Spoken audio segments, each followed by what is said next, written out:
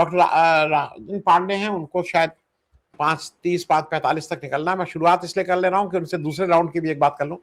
Doctor राजन पांडे, ये जो 93%, 93% का जो कल 92.9 आया था, वो 93% का जो वोटिंग पैटर्न रहा है बंगाल में, उसका कोई अभी तक क्लैरिटी नहीं हो पा रही है। क्योंकि कुछ लोग कह रहे हैं कि ज्यादा वोट पड़ा है तो इससे बीजेपी का फायदा है, कुछ कह रहे हैं नहीं टीएमसी का फायदा है, अलग अलग तरह से लोगों का है। लेकिन एक चीज तय है कि शायद इतने साल से जो एजुकेशन ने, जन जागरण ने काम नहीं किया, वो डर ने कर दिया। एसआईआर के डर से पूरे पूरे देश में, चाहे वो तमिलनाडु हो और चाहे वो बंगाल हो, ये डर एसआईआर का है। और डर एसआईआर से ज्यादा अपनी नागरिकता का है। कहीं ना कहीं यह है कि भैया अगर वोट नहीं दोगे तो नागरिकता छिन जाएगी। एक घर में जहां पे 4 वोट काटे गए हैं, एक ही का रह गया है, तो उसने तो और जाके धूम से इस वोट को दिया है। एक खबर यह भी है जो कोई गुपचुप तरीके से आ रही है, इसलिए आपसे डॉक्टर राजन आपसे पूछ रहे हैं कि इस बार बहुत ज्यादा पैसे दिए गए हैं। यहाँ पे जो कुछ लोग काम करते हैं, उनके जो खास करके जो मीनियल काम है, घरेलू जो काम है, उसमें जो बंगाल से कुछ लोग वापस गए हैं और ये कह के गए हैं कि वहां पर परिवार एक रकम, अच्छी रकम मिले, वो 2-4 हजार की नहीं, वो लाखों में बात कह रहे हैं कि वो लाखों में एक पार्टी, उस पार्टी का नाम भी लेना नहीं, आजकल तो हर चीज में कुछ ना कुछ, एक पार्टी आप समझ सकते हो वो पार्टी कौन सी पार्टी हो सकती है। एक पार्टी पर फैमिली के हिसाब से लाखों में पैसा बांट रही है। वो कई हजार करोड़ रुपए उसने वहां पे पैसे बांटे हैं। और जो एसआईआर और ज्ञानेश कुमार और ईवीएम से ज्यादा निश्चिंत वो इस वजह से है क्योंकि इतना पैसा बांट के रखा है कि शायद उसकी वजह से भी एक शांत चुनाव हुआ है। मैं दोनों चीजों पे, ज्यादा वोट पड़ना आपके नजर में इसका मतलब क्या है, और क्या बंगाल में बड़े पैमाने पे एक पर्टिकुलर पार्टी द्वारा पैसा बांटा गया है? डॉक्टर राजन पांडे, देखिए, जो दूसरा एलिगेशन है उसके लिए तो कोई सब्सटेंशिएशन उस तरह से नहीं है, और चूंकि हम लोग सर्वे एजेंसी हैं तो इस चीज पर तो हम नजर नहीं रख पाते। हम जनमत कहाँ घूम रहा है उस पर ही हमारा जोर ज्यादा रहता है, तो उस पर तो मैं ज्यादा नहीं बोल पाऊंगा। हालांकि इतना जरूर कहूंगा कि जो लोग वापस जा भी रहे हैं, हाउसमेड का काम करते हो या मजदूरी का काम करते हो, उनके अंदर एक गुस्सा तो है, क्योंकि रिवर्स माइग्रेशन जो चल रहा है शहरों में एलपीजी क्राइसिस और महंगाई की वजह से, उसकी वजह से यदि कोई वापस अपने घर जाएगा तो उन लोगों को तो वोट नहीं देगा जिनकी वजह से ये क्राइसिस देश के सामने आई है। तो ये एक सामान्य लॉजिकल चीज मुझे समझ में आती है। दूसरी बात, जहां तक बढ़े हुए वोट की बात है, तो 82-84 के बीच में बंगाल का वोट परसेंट झूलता रहा है लगातार। उसमें अभी एक एक्सपोनेंशियल जंप आई कि वो 93 के आसपास चला गया है। और सच कहूं तो ये आश्चर्यजनक मुझे नहीं लगा, क्योंकि जब हम बंगाल घूम रहे थे उस दौर में ही कई लोगों का आकलन था कि ये वोट परसेंटेज 90 क्रॉस करेगा। तो इसमें कोई बहुत आश्चर्यजनक बात नहीं है, क्योंकि जैसा आपने कहा, डर एक बहुत बड़ा कारण है।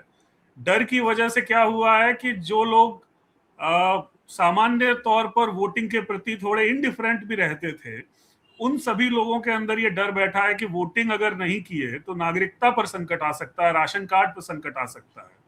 दूसरा, जो आपने शुरुआत में उल्लेख किया, डीएमडी कैटेगरी के काफी सारे डिलीशंस हुए हैं, यानी डेड, माइग्रेटेड और डबल एनरोलमेंट कैटेगरी के शुरुआती राउंड में लगभग 50 लाख से ज्यादा डिलीशंस उसी में हुए थे, जिस पर बहुत आपत्तियां भी नहीं आई थी।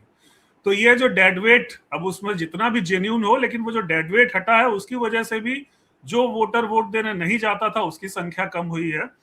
और उसके बाद में, जैसा कि आपने कहा कि पॉलिटिकल कंपटीशन है, जिन लोगों को घर में वोट कटा है उनके परिवारी जन तो जाएंगे ही, साथ में भाजपा वाले ये सोच के वोट करने गए कि एसआईआर की वजह से गोल्डन अपॉर्चुनिटी है, टीएमसी वाले ये सोच के वोट करने गए कि एसआईआर कहीं हमारी हार का कारण न बन जाए तो हम ज्यादा से ज्यादा वोट करें। तो उस हाईली कॉम्पिटिटिव और चार्ज एनवायरमेंट में वोटिंग परसेंटेज ज्यादा होना स्वाभाविक है। जहां तक इस बात की बात है कि इस वोटिंग परसेंटेज की इंक्रीज के, एक्सपोनेंशियल इंक्रीज के क्या अर्थ निकाले जाएं, उस पर मैं ये कहना चाहूंगा कि ये एक जो थ्योरी चलती थी कि हाई वोटर टर्नआउट मतलब प्रो चेंज, एंटी इनकम्बेंट, और लो वोटर टर्नआउट मतलब प्रो इनकम्बेंट, ये थ्योरी आज की तारीख में बहुत वैलिड रह नहीं गई है। बिहार में ही अगर आप देख लीजिए तो पिछले विधानसभा चुनाव, 2020 विधानसभा चुनाव और 2025 विधानसभा चुनाव के बीच में 9% से ज्यादा का इंक्रीज हुआ। और उसमें महिलाओं का मत प्रतिशत भी बहुत बढ़ा। इनफैक्ट महिलाओं का कुछ कुछ विधानसभाओं में तो पुरुषों से ज्यादा था। लेकिन इनकम्बेंट सरकार वापस आई और धमाके के साथ वापस आई। अभी आप देखिए 3.5% के करीब जो है आसाम में बढ़ा है मत प्रतिशत, और उसमें भी महिलाओं का वोट काफी बढ़ा है। लेकिन मुझे नहीं लगता कि एनडीए के लिए कोई खतरा है। हम लोगों का तो आकलन यही है कि एनडीए की पुनर्वापसी हो रही है। तो इस परिस्थिति में यदि वो लॉजिक बंगाल पे लागू बिहार पे लागू होता है, वो लॉजिक आसाम पे लागू होता है, तो सेम लॉजिक बंगाल में आके बदल जाएगा, ऐसा मुझे नहीं लगता। तो बंगाल में भी अगर वोट परसेंटेज बढ़ा है तो कोई कुछ भी बोले, लेकिन मुझे नहीं लगता कि ये एंटी इनकम्बेंसी दर्शाता है, बल्कि अगर अन्य कारणों के भीतर जाएंगे तब हो सकता है कि बहुत संभव है कि टीएमसी पहले जितनी धमाकेदार वापसी करे। जी डॉक्टर राजन, एक छोटी टिप्पणी वो जो आम आदमी पार्टी का हुआ है, क्योंकि कुछ दर्शक हर एक को लगता है भाई वो एक बड़ा पॉलिटिकल डेवलपमेंट है, एक बहुत संक्षिप्त टिप्पणी उस पर। सर मुझे लगता है कि आम आदमी पार्टी, देखिए आम आदमी पार्टी दिल्ली के बाद में पंजाब और गुजरात, इन दो राज्यों में हेवली इन्वेस्टेड है, और दोनों का चुनाव अगले साल होने जा रहा है। तो उस परिस्थिति में उनकी जो पोल प्रोस्पेक्ट्स है उनको एक भारी झटका इस डिफेक्शन ने दिया है। लेकिन उससे बड़ी बात यह है कि इसमें राघव चड्ढा और एक तरीके से कहा जाए तो वो जो पाठक जी हैं, संजीव पाठक नाम है उनका, क्या नाम है वो, जो दो लोग गए, हाँ संदीप पाठक, ये दो लोग जो गए हैं, ये एक तरीके से पुराने आम आदमी पार्टी के शुरुआती दिनों के, पाठक तो बहुत पुराने कॉमरेड रहे हैं और इलेक्शन मैनेजमेंट के गुरु भी रहे हैं, तो ये सब लोग थोड़े पुराने हैं। अन्यथा आम आदमी पार्टी ने मॉडल बना दिया था कि उद्योगपतियों, धन्ना सेठों को राज्यसभा भेजा जाएगा जनता के वोट के आधार पर। तो वो मॉडल भी कोई बहुत सही मॉडल मुझे तो नहीं लगा था, उसका परिणाम उनको भुगतना पड़ रहा है। हाँ, लेकिन एक चीज और भी है डॉक्टर राजन की, आम आदमी पार्टी किस तरह से धक्का देके और बेइज्जत करके निकालती है, उसका भी एक मॉडल है। स्वाति मालीवाल तो जैसे आपने कहा ना, पुराना, ये सब उनके फाउंडिंग मेंबर्स थे। स्वाति मालीवाल के साथ अब जो भी हुआ, उनका क्या गलती थी मैं नहीं हूं, लीडर के तौर पे ये अरविंद केजरीवाल की ही जिम्मेदारी मानी जाएगी कि उन्होंने इसको कितना किया कितना नहीं किया। कि अगर कांग्रेस में बहुत सी चीजों के लिए माना जाता है कि भाई राहुल गांधी उसको नहीं देख रहे हैं, तो ये तो छोटी पार्टी थी, आप उसको मैनेज कर सकते थे। वो मेरे ख्याल में संवादहीनता ही एक बड़ा कारण यहाँ पे रही थी। मैं सौरभ की कार्यशैली, केजरीवाल जी की कार्यशैली जी, मैं डॉक्टर राजन एक दो चीजें बहुत जल्दी, एक तो दिल्ली में एक एफआईआर हुई थी जो पुलिस ने लिखाया था, ये पुलिस की तरफ से, एसएचओ की तरफ से था कि ये बांग्ला बोलता है इसलिए बांग्लादेशी है, और वो उसका बहुत रिएक्शन हुआ था, क्योंकि और बांग्लादेशी को आज हम लोग घुसपैठिए से उसको रिलेट कर देते हैं, जैसे पाकिस्तान में जो रहता है पाकिस्तानी है, पाकिस्तानी जो है वो टेररिस्ट है, कुछ इस तरह का एक आम ब्रैकेटिंग हम कर देते हैं। उसकी वजह से लोग आहत थे, इसमें कहीं कोई दो राय नहीं है। मैं एक छोटी सी चीज आपसे पूछ लूं, जो 152 सीट्स का अभी पोल हुआ है, उसमें पिछली बार 59 सीट्स जीती थी बीजेपी, और अगले वो जो हुआ था 142, उसमें 28 जीती थी।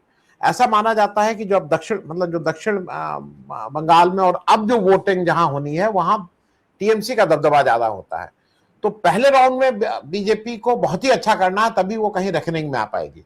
तो एक तो इस पे आपका एक छोटी टिप्पणी, और एक चीज और बताइए, क्या एक समस्या और बीजेपी की है बंगाल में कि उसके पास कोई क्रेडिबल लोकल लीडरशिप नहीं, वो अभी भी आउटसाइडर माने जाते हैं।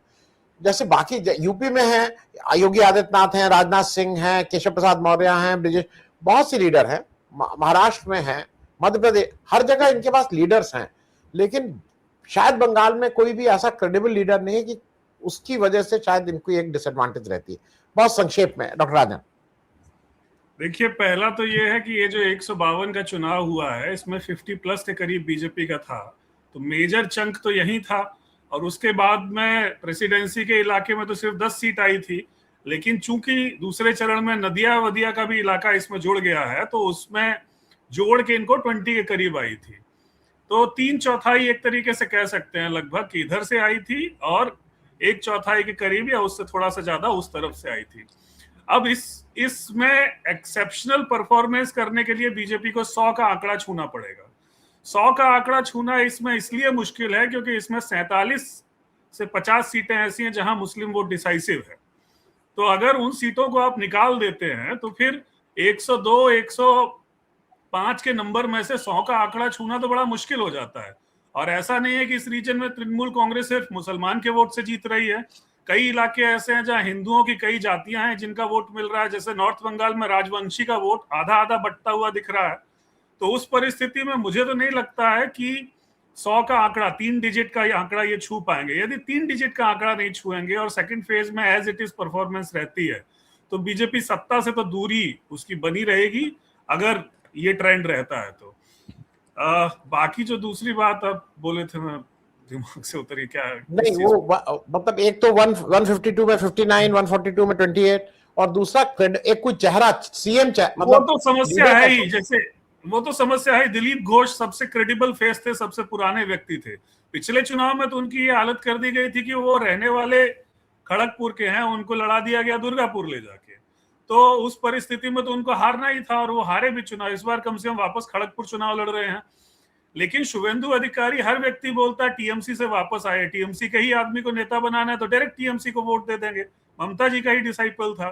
तो बीजेपी की एक बड़ी समस्या तो है ही कि वो लोकल क्रेडिबल फेस नहीं बना पाई है, बंगाली के साइकी में नहीं प्रवेश कर पाई है। अभी भी बंगालियों को लगता है कि नॉर्थ की पार्टी है, और ये समस्या जब तक रहेगी तब तक वो दूसरे नंबर की पार्टी, मुख्य विपक्षी पार्टी बनी रहेगी, लेकिन वो सत्ता तक का जो सफर है वो तय नहीं कर पाएगी। जी।